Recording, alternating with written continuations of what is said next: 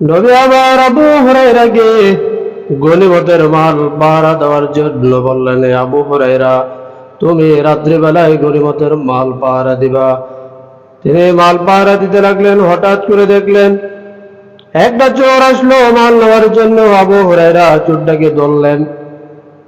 চোর এবার আকুতি বিনতি করে বলতেছেন, আবু হুরায়রা আমি বড় অভাব অনটনের মধ্যে আছি, আমার ঘরের ভিতরে বড় অভাব অনটনের কারণে আমি চুরি করতে আসছি, আপনি আমাকে ছেড়ে দেন, আমি আর চুরি করব না। আবু হুরায়রা তাকে ছেড়ে দিলেন। ফজরের নামাজের সময় হয়ে গেল, তিনি নামাজ পড়তে আসলেন। নামাজ শেষ করে নবী আমার জিজ্ঞাসা করলো, আবু হুরায়রা রাতের বেলা কোনো চোর আসছে নাকি? বলল, হ্যাঁ হুজুর।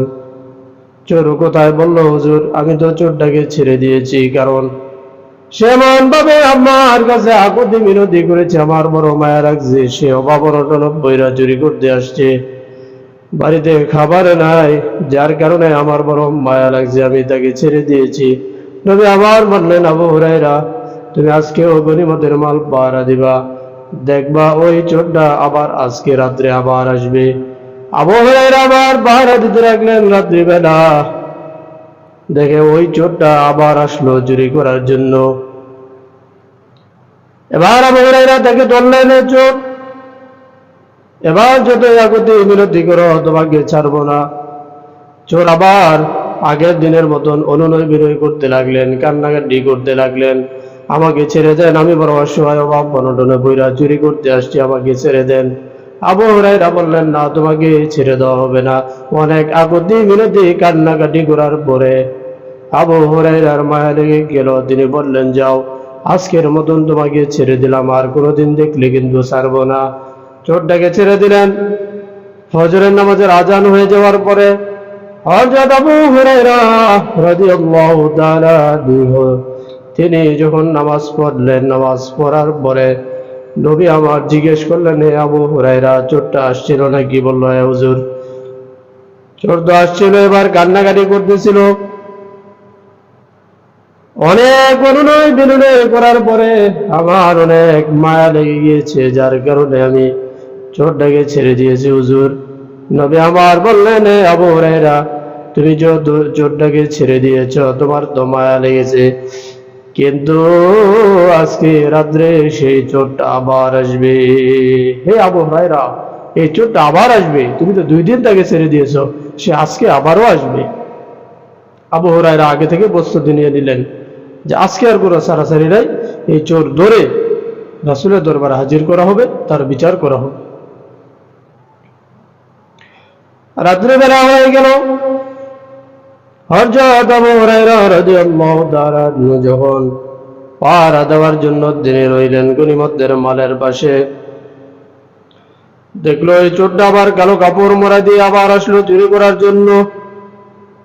এবার আবু হুরায়রা খুব শক্তভাবে ওই চোরটাকে ধরলেন, এ চোর আজকে যতই অনুনয় বিনয় করো না কেন, আজকে কিন্তু তোমাকে ছাড় দেওয়া হবে না, তোমাকে রাসূলের দরবারে হাজির করা হবে, তোমার বিচার করা হবে।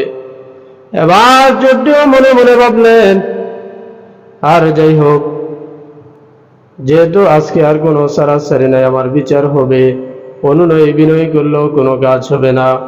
এবার চোর বলতেছেন, আবু হুরায়রা আজকে যদি আপনি আমাকে ছেড়ে দেন, আমি আপনাকে একটি আমল শিক্ষা দিব, একটি আয়াতের কথা বলবো কোরআন থেকে।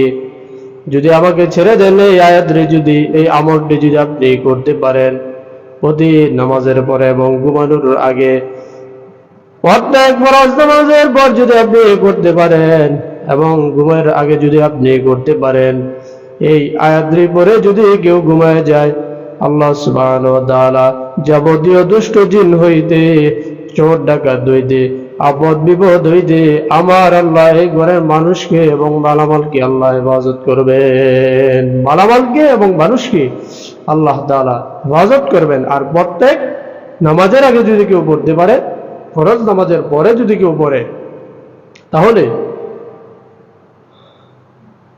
আর প্রত্যেক ফরজ নামাজের পরে যদি কেউ এটি পড়ে, তাহলে জান্নাতে যাওয়ার জন্য শুধু তার মৃত্যুটাই ব্যয়ী থাকবে।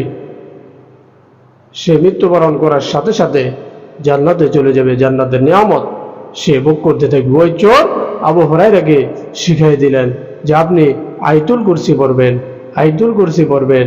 সাহাবায়ে কেরামের টাকা পয়সা অর্থ সম্পদের লোভ ছিল না, কিন্তু তাদের ছিল ঈমান এবং আমলের লোভ।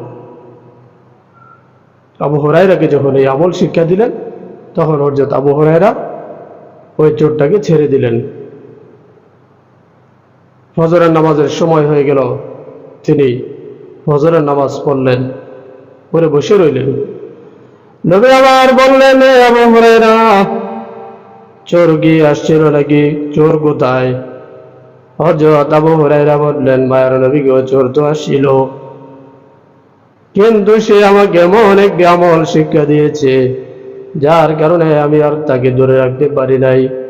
মায়া লেগেছে, আমলের লোভে পড়ে আমি তাকে ছেড়ে দিয়েছি।